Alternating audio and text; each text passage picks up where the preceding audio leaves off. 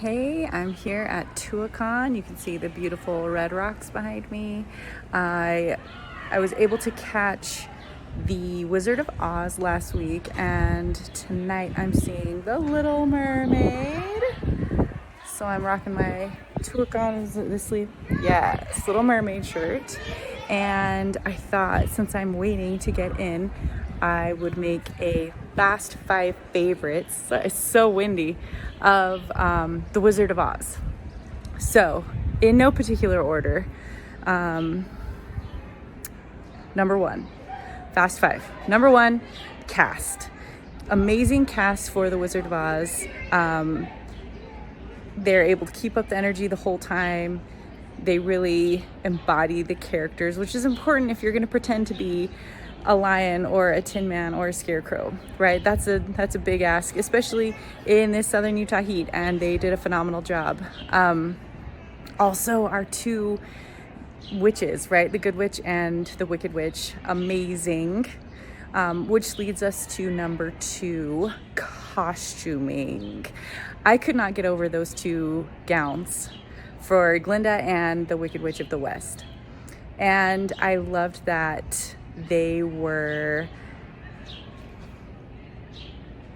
what's the right word? Decadent.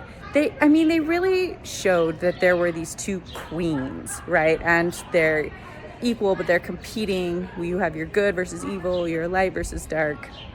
I have to lean toward the Wicked Witch of the West gown. The layers, the textures, fantastic.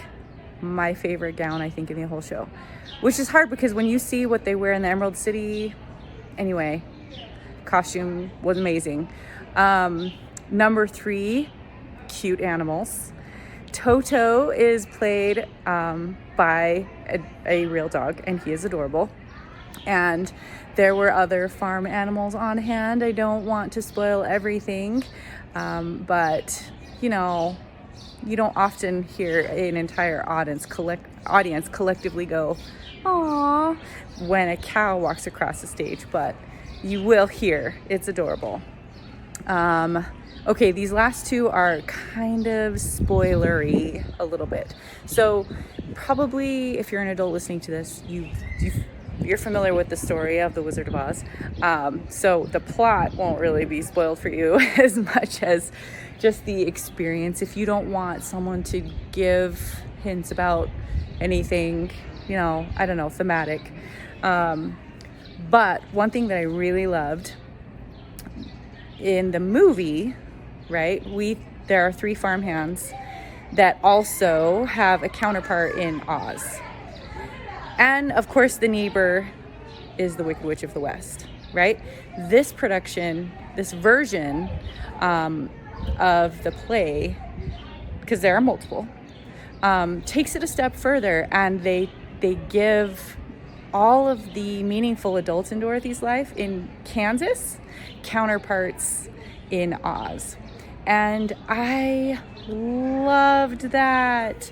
Even in the movie, she comes home and there's no place like home, and she's very emphatic about that. And it's so meaningful, and her heart is so full. But when she looks around and she sees all of these people that she grew to love and appreciate in Oz, and they've been here the whole time, it does hit slightly different. So I like that added layer of meaning. Number 5 is tied to that. And so if you really don't want to know, then stop listening.